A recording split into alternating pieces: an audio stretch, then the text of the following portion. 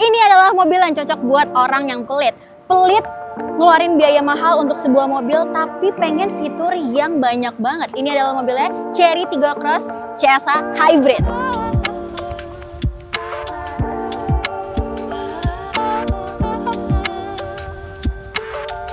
Chery Tiggo Cross CSH Hybrid. Sebenarnya agak ambigu untuk penamaannya ya, karena kita tahu Chery itu CSH itu ada yang plug-in hybrid, tapi di sini dia nggak cuman tampilin di namanya hybrid, tapi CSH hybrid. Jadi agak bingung aja waktu pertama kali si Chery Tiggo Cross CSH ini muncul ya.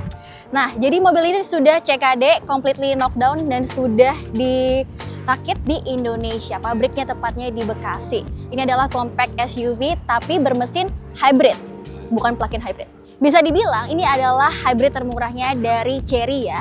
Dan jadi semakin banyak pilihan kalau kalian pengen beli Chery Tiggo Cross. Ada Chery Tiggo Cross yang biasa, ada yang sport, dan juga ini yang hybrid ini. Nah, hari ini kita akan bahas seperti biasanya 3 plus dan 3 minus. Apa aja, makanya ikutin terus videonya. Plus yang pertama itu ada di fitur dan interiornya. Jadi kalau kesan pertama saat aku masuk mobil ini, emang kesannya clean tapi nggak norak. Jadi walaupun kerasa premiumnya dari konsol tengahnya kan, ini clean banget, ada piano black-nya juga. Terus di head unit dan speedometernya itu nyambung. Jadi bener-bener ngasih kesan luas sih. Dan yang paling penting, joknya ini udah elektrik pengaturannya untuk driver, dan sudah bisa diatur lumbar supportnya secara elektrik. Walaupun jok passenger masih manual. Terus di setirnya ini pengaturannya sudah lengkap, tilt dan teleskopik, dan setirnya juga sama seperti setir yang di Tiggo 8 dan juga Omoda. Jadi emang diameternya agak gede ya, walaupun gripnya enak banget dipegang. Overall ini bahan-bahan yang digunakan banyak material soft touch ya, kayak di dashboard, di sini juga soft touch. Nah, di door trimnya ini ada aksen brush gitu, dan di bawahnya juga soft touch lagi. Dan untuk jok ya, ini bahannya kulit perforated sama persis dengan jok Omoda.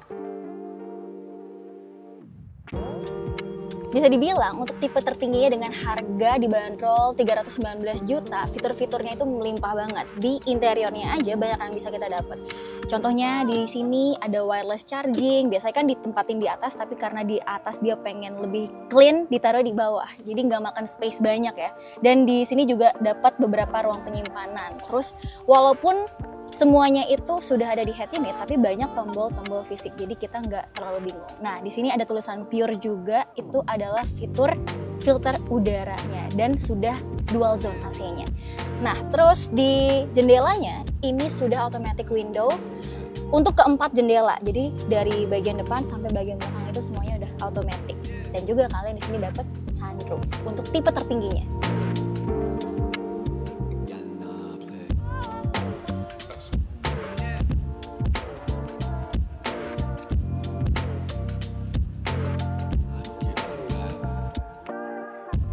Plus selanjutnya ada di bagian rasa berkendara dan juga ADAS-nya.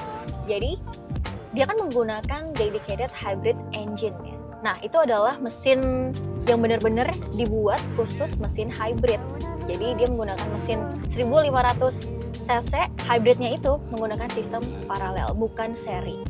Dan karena menggunakan dedicated hybrid engine, itu membuat mesin mobil ini benar-benar minim getaran, dan juga pas kondisi diam maupun jalan itu benar-benar halus.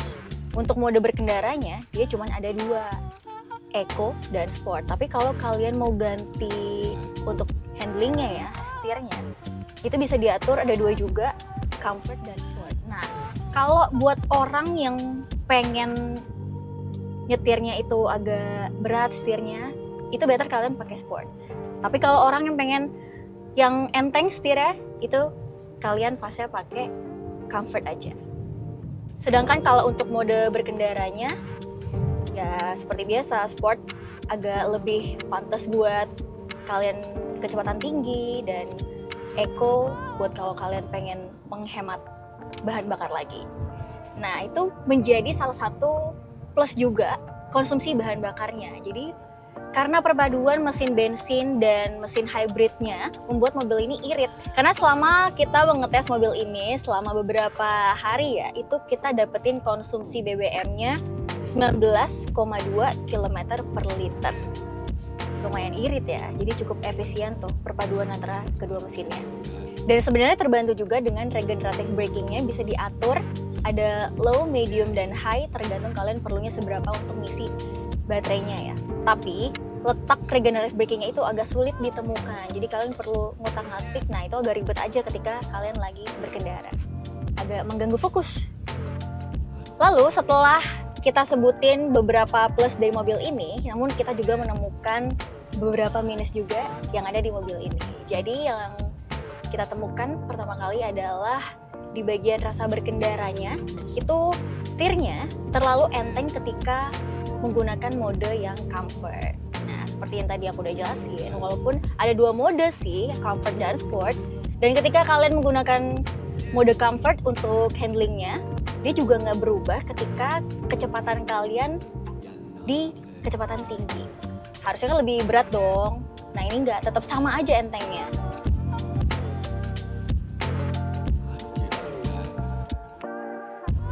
Dan satu lagi, itu ada ketika kita lagi posisi nanjak. Ketika nanjak, terus kita berhenti, diem gitu ya. Ketika kita lepas remnya lagi, itu dia akan langsung jalan mobilnya tanpa digas, tapi power delivery-nya agak terlalu instan ya. Nah, kalau misalkan nggak ada mobil di depan kita itu nggak apa-apa, oke. Tapi ketika ada mobil di depan kita, itu agak worry juga ya, karena kita benar-benar nggak bisa ngatur intensitasnya. Ketika tadi udah dicoba juga tuh, pas lagi berhenti, terus lepas remnya dikit, nah dia nggak jalan. Harus bener-bener pol ngelepas remnya baru dia bisa jalan, dan itu bener-bener instan banget. Jadi agak ngeri kalau ada mobil di depannya.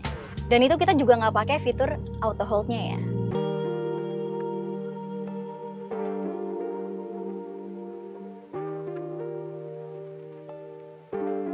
Selanjutnya ada di bagian belakang, tepatnya di row kedua ini. Walaupun headroom masih aman, legroom masih aman dengan tinggi aku 165 cm, cuman agak sedikit mengganggu karena di bawah jok row pertama ini ada sedikit gundukan. Biasanya kan kita masukin kaki ke bawah kolong jok sini kan. Nah ini masih muat dimasukin kakinya, cuman agak terganggu aja karena ada punuk ini. Jadi biasanya bisa nyaman selonjoran, kakinya ini agak terganggu sih. Jadi agak mentok ke bagian atas joknya. Nah tapi kalau kita posisikan kaki seperti ini agak nanggung tuh, agak jauh lah jedanya sama paha.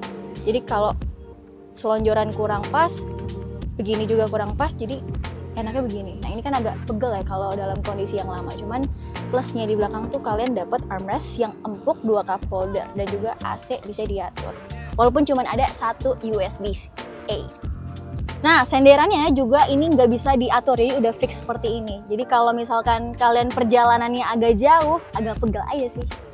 Minus yang ketiga, jadi walaupun fitur-fiturnya udah berlimpah banget di mobil ini, tapi bagasinya belum power tailgate, dia masih manual.